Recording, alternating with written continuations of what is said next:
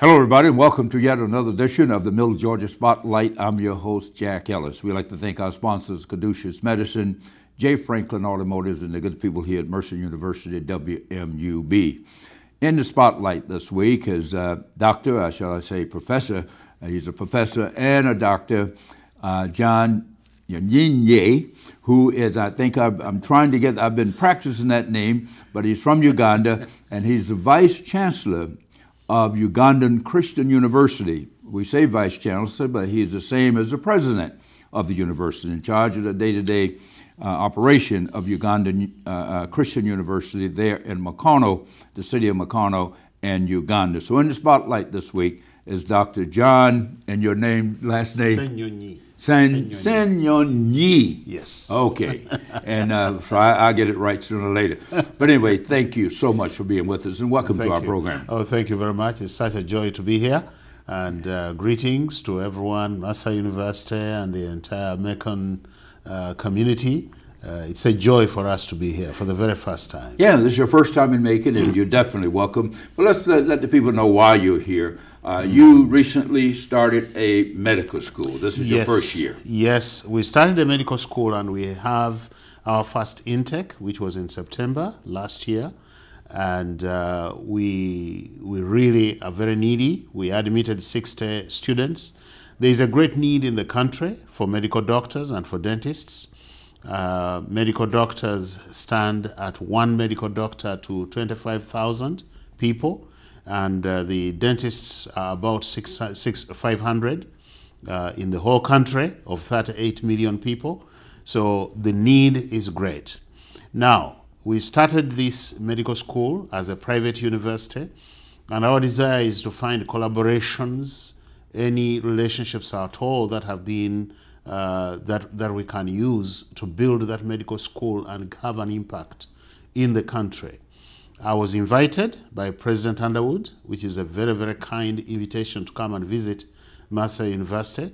And so we came here, and we've spent some time talking to people in the School of Medicine at Mercer University. And that for us is the greatest joy.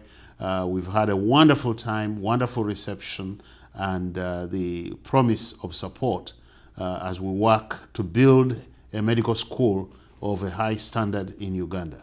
Now, this was more than just a visit. Of course, it was a visit, a courtesy visit, invitation to the president, but this is the beginning of a relationship, I understand. From this will grow student exchanges, hopefully professor exchanges. Speak to us a little bit about that. Yes, it's our hope that actually there will be a lot of exchange.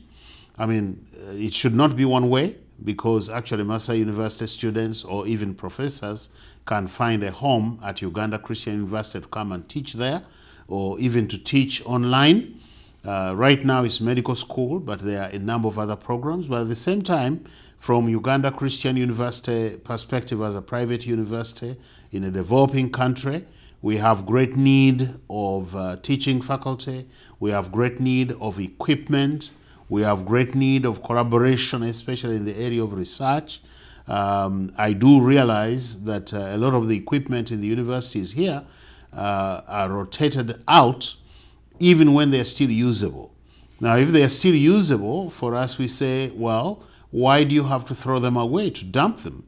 And I think it's good stewardship actually to pass them on to those who can use them as long as they are not obsolete and they are still in good working order. Let's talk to us a little bit about the medical school. This is your very first year. You have 63 students. Tell us how did you, number one, and not necessarily what led to establishing medical school, obviously there's a need, but getting that 63 students. Tell us that process. We were about 5 years in preparing for the medical school. And during those 5 years, we did a little bit of interview with the people in the public sector, people in the private sector, in government, to try and find out what they thought we should be doing, whether we should go this way and establish a medical school.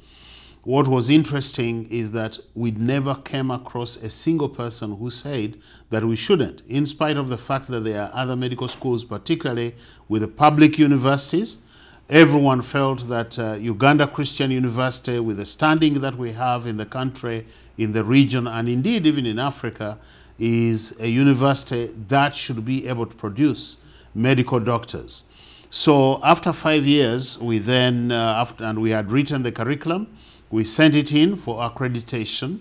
It was accredited early last year, and immediately within a month, we advertised for students to come in, and we were accredited to take in only 60 students. When we advertised, we got more than 700 applicants 700 who wanted to come. Yes, over 700. And so it was such a task, big task, for us to try and bring down the numbers from 700 to 60. And that meant we had to look at the grades, we had to look at the students themselves. Are they well fitted for it? And this even included interviewing. After looking at the grades, the numbers were reduced, and then they had to interview about 300 students to try and find out, is this really the vocation that they want to go into? Because we don't want to train people to become doctors when they do not feel deep down in their hearts that they are there to serve the community.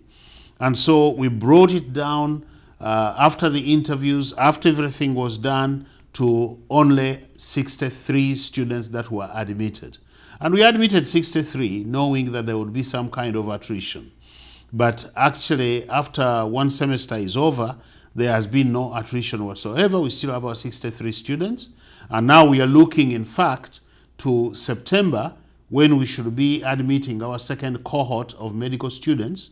And as I speak right now, we already have more than 200 applicants, even before the results for the high school are out, because it's from high school, then those students, once they have passed, then they will be applying. But we already have more than 200, and we have again to bring them down to just 60.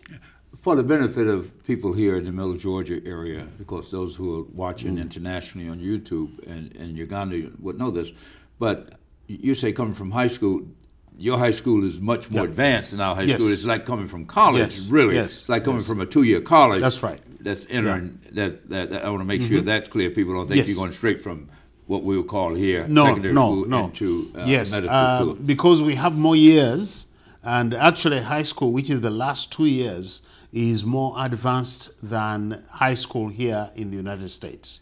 Right. So we are really talking about these young people who have come from high school, but they already have a kind of college education, although it is narrowed down to the sciences if you're going to get into the medical school. And so these students sit for national examinations, and after they have sat for the national examinations, they may or may not qualify to enter university. Now, they may even qualify to enter the medical school, but that does not actually assure them that we shall admit them in the medical school. Yeah. Well, let's say this about Uganda Christian University for the benefit here again of people, that you're not just a medical school, you have several schools, engineering, law, and social sciences and all the rest. And so you are at the forefront of developing the human resources of the country. Yes. Speak to us a little bit about the greatest need in Uganda. We know that teachers and doctors and engineers are great, but overall the greatest need in addition to medical, in your opinion. And you're the president of the school, you've been at it for a long time. I think definitely the greatest need still falls within the medical area. Because when you think that you only have 500 dentists to serve a population of 38 million people. In the entire country. In the entire 500 dentists. You immediately realize that that is a greater need than anything else you can think of. We do need, of course, in other areas. Or when you think about the medical doctors, that we only have one doctor to 25,000. That already tells you this is a very desperate situation. And when we look into the future, if we are to improve, and if anybody is to improve the state of healthcare in the country, then there needs to be a very clear focus on producing medical doctors for the country. There may be other areas, even engineering or whatever else, but I think to me, healthcare the health of it stands right at the top. And not only that, it's also very important after these young people have been trained and they're starting to practice, it's important that we start now specializing even a lot more.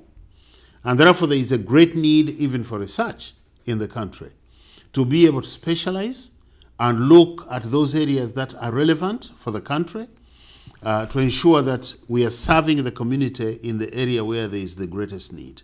Now, I understand that you are a private university founded by the church, even though the church doesn't necessarily support you. You're supported by tuition and other means, and you have to raise money.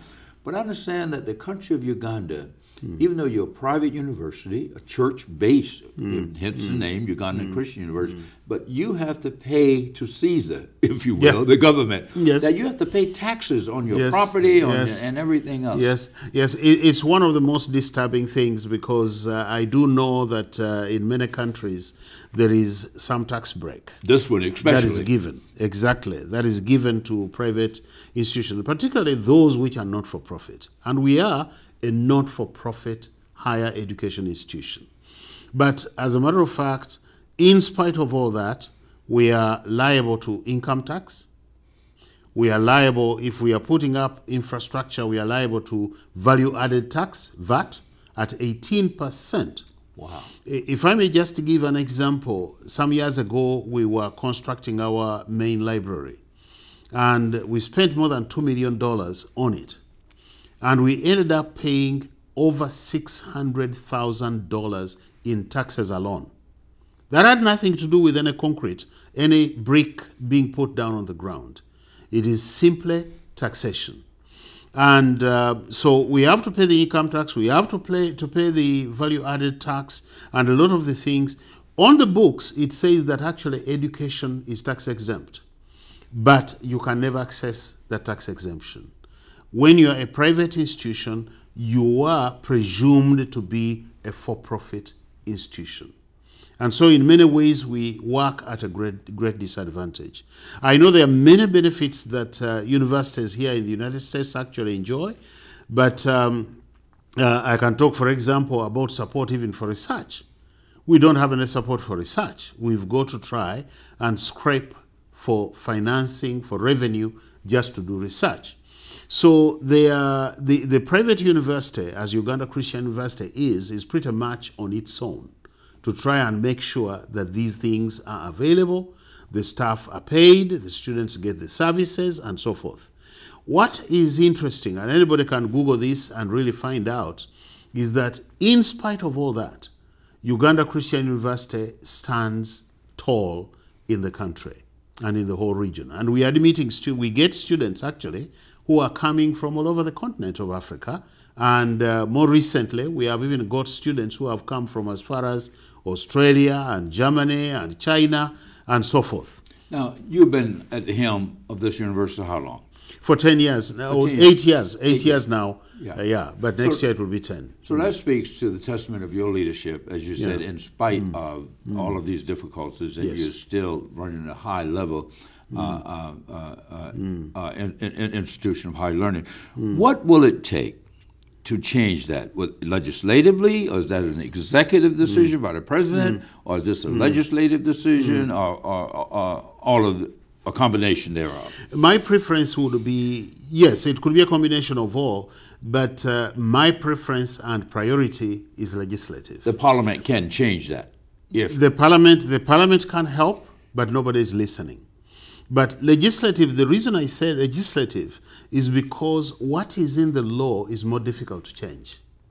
But if it is an executive decision, then the next executive will just change it if they don't want it. And indeed, we have testimony about that. In 2009, we were able to get exemption from corporation tax or income tax or whatever. So we didn't have to pay any money on what was presumed to be profit, although it was just surplus. So we did not have to pay. 2009, it was given to us. So from 2009 until 2014, there was that executive decision that allowed us to be freed from corporation tax. 2014, another person comes in, or as we would say, another Joseph, someone who didn't know Joseph came in. And this person brought it back. So an executive decision is good only in the interim for a short time. Otherwise, what is actually needed is a legislative decision. Let there be a law that actually frees us and enables us to enjoy give services to the people without continuing to be burdened with the taxation. Well, those are political decisions. I don't want to get you bogged down in the politics, even though I know you have to work around them in order to benefit the students that you are committed to. But now tell us a little bit about yourself. I want to talk a little bit about you. We heard about your mission to the school. Now, you are in addition to being an educator, the president of this university, as it were, but you're also a minister of the gospel. Yes, I'm a minister of the gospel. That's not a requirement for this job, is it? Like, no, it's not a requirement. Like Notre Dame University, you got to be a priest. No. It's not a requirement, but of course, being a church-founded university, I don't know if it played into it, but it's not a requirement. One can be even without that. And as a matter of fact, for me, I started out my career, first of all, by teaching at a public university. And I did work there from 1978 to 1987. I was their staff member. A professor of what? What area were you? It was in mathematics. Mathematics, oh. Yes, I'm a mathematician. And eventually then I specialized in mathematical statistics. And then I left and I went into ministry, essentially, and it was evangelism. So I spent 13 years just doing that. I thought that's all I would do. I never actually thought that there would be a second opportunity for me to go back into the academic arena. But here I am. I'm back there. Yeah. Well, about the young people that you encounter every day, and you encounter them every day, their parents send them to you and put them in your care. Yes. I know a lot of them who've gone there and they speak highly of you. But what do you say to the young people that you equip mightily to go out into the world, and then how discouraged are they in Uganda? I serve as honorary consul in Uganda, so I know a little bit about the country. How discouraged are they, or how do you keep them motivated when they can't find jobs in the local economy? I know you're concerned about them after they leave you as well. I think one of the things that we try to do while the students are still with us, we are very intent on forming them. We are very intent in forming them. In the African context, unlike here, administrators tend to be distant from the students. Now, that is one thing that I've discouraged. And I do believe very strongly that these young people, if they are to be of benefit to the country or to their nations, then it is important for me to be as close to them as possible. Why? Because you see, education is a lot more than instruction. Is a lot more than propositional statements that are made to them or even skilling them. Education should actually be the forming of the person, particularly when it is a university education. Because the word university itself is related to the word universal. So you want to form these young people in every area.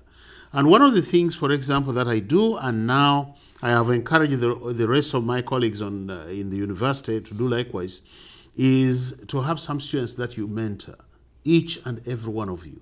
Because as you mentor them, then you pour your values, you pour yourself in their life, and you help them to see differently. One of the things that I like saying to the young people is that I've been where you are, you've never been where I am. And if I've been where you are, then I may be able to speak to your life about where you were, and I don't want you to get into the pitfalls that many others have fallen into.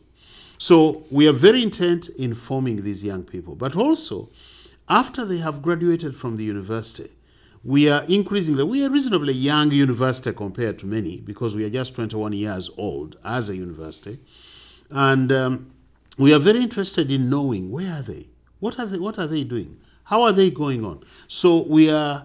this is something that has not been has been common in Uganda in higher education, because the public universities did not need the alumni.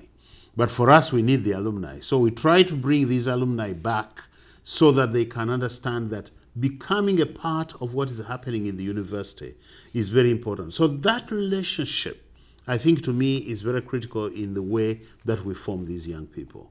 Now, getting back to the medical school, which is the reason you're here in Macon, Georgia, at Mercer University. We're in the campus of Mercer University as we speak, in Mercer University studio.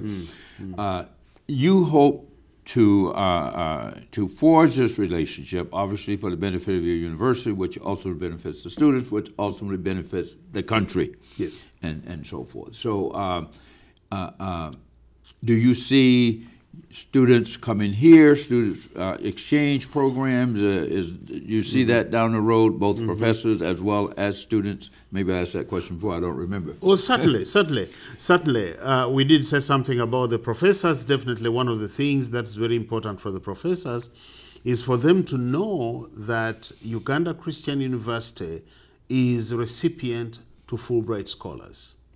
And therefore, if a professor wants to take a sabbatical, they are definitely welcome. Whether they are just coming to do research, they are coming to teach, they are coming to collaborate with someone, whatever it is, we are able to receive Fulbright scholars at Uganda Christian University.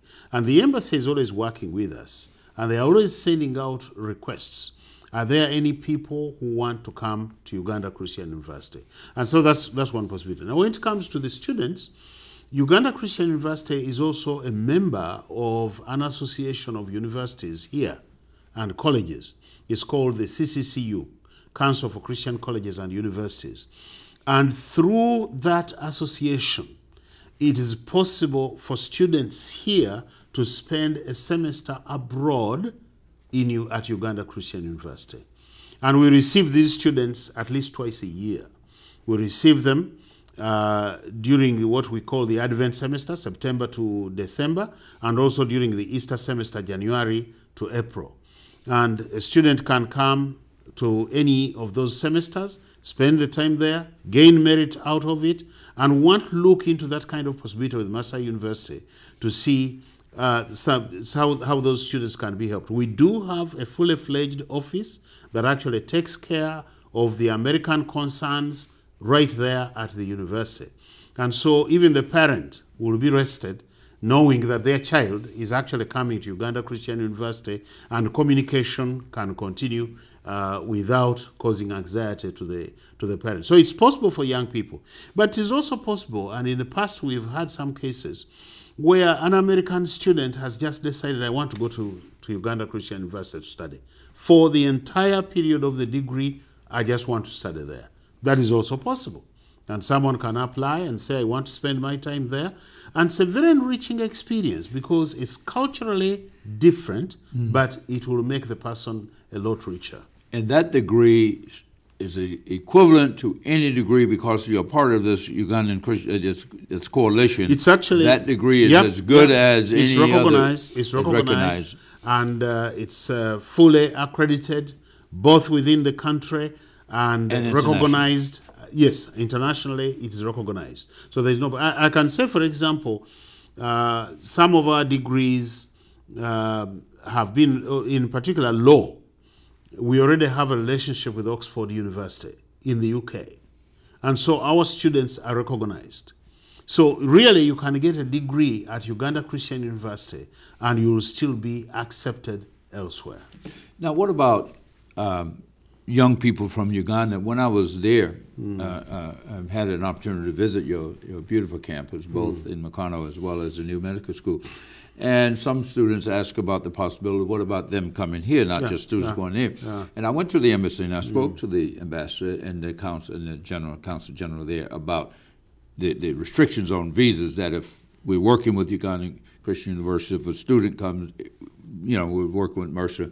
So we want to make sure those barriers are. So if you have students who want to come here, they would have an opportunity as well to come here. Yes, study. That would be possible. That would certainly be possible. That, of course, requires... I mean, on a short period. Just if you want to come here for a semester or so. We would have to work through the details, and that's part of my visit, that we work through some of those details to see how can a student from Uganda Christian University, for example, come here. Because one of the challenges that we've had in some of those cases has been just the levels of fees. Because what we pay there is too low for what is paid here in Masai University. So it requires a little bit of tweaking, trying to make sure that these students can actually enjoy it. But even besides all that, I know that we do have a good number of postgraduate students who finished with Uganda Christian University, have actually come out to US universities. And for me, I would want to see a bit more of that, because that builds the capacity to transfer the knowledge back to Uganda. And the key is that the young people that you are training, your hope is that they will stay at home, yes, don't have the brain drain, help to continue to develop the country. Precisely. That's your Precisely. That is very critical as far as we are concerned. And I've told students again and again, I do realize that some of them may want to go out, and I don't think we can completely lock people in. Uganda is not a prison. But at the same time, I am an example of that. I did all my higher education out of the country. I did my first degree at the University of Nairobi in Kenya at a time when in Uganda there was insecurity because of Idi Amin. And I went back. I did my other studies in Australia, spent 5 years there, enjoying the comfort of Australia, but in the end, I went back. I did further studies even here in Chicago. We still went back. So the only way that we can develop our country is not by going out and sending subventions of some sort. It's critical that at least some of us are able to go back to the country to contribute to the development. I owe it to the people, not to the government. I owe it to the people of Uganda because their taxes educated me. And so I want these young people to understand that there's a service element in all this. There is a kind of payback in all this, so that they can go back to serve the people of Uganda. Speaking of the university, you taught at Makerere University, one of the largest universities in the world, not just in Africa, but and one of the most prestigious universities as well. How difficult it is competing with students? Uganda Christian University at the top of the list, near the top of the list, when it comes to recruiting from the undergrad, the students coming in? Yeah. What is interesting actually with Uganda Christian University is within the 21 years, and this is in comparison to a very long period, more than 75 years, in fact more than 80 years of Makerere University. Within this very short time, you will go to employers within the country, because for them they know Uganda Christian University and they know what kind of product we give. And many of them will just say, I don't want to consider the others, I want to consider Uganda Christian University. I can give you example upon example where I have been told that people prefer Uganda Christian University graduates. Not only that, frequently I do receive actually requests from employers who actually say, can you please send us 3? Can you send us 5? Can you send us 2? For me, even if it is one student, I am very happy to send those students. So I usually work with the deans and I say, please send me one of your best. Send me someone that you trust. And even recently, in fact, the week before I left to come here, I remember I had received that kind of request. I got the name while I was here in the United States and sent it to the employer who wants to take that student. What a good report. We are fresh out of time. We have about 30 seconds. We'd like for you to say one thing, parting to the people, good people here at Mercer University in the middle of Georgia area. Yes. First of all, I want to say thank you very much for listening to me, and also for hosting me here at Mercer. My first message will go to Mercer University.